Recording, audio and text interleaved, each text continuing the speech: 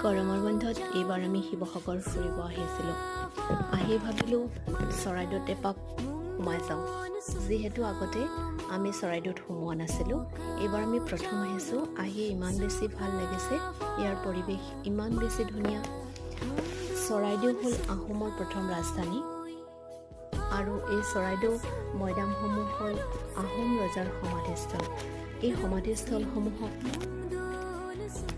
ইজিপ্তৰ পিৰামিডৰ লগতো তুলনা কৰা হয়। চৰাইদেউ মৈদামসমূহে অতীজৰে পৰা অসমৰ বিশেষ গৌৰৱ কঢ়িয়াই আনিছে আৰু বৰ্তমানো এই চৰাইদেউ মৈদামসমূহে ইউনেস্কোৰ ৱৰ্ল্ড হেৰিটেজ ছাইট হিচাপে স্বীকৃতি লাভ কৰিছে আৰু লগতে নৰ্থ ইষ্টৰ প্ৰথম কালচাৰেল হেৰিটেজ ছাইট হিচাপে স্বীকৃতি লাভ কৰিছে।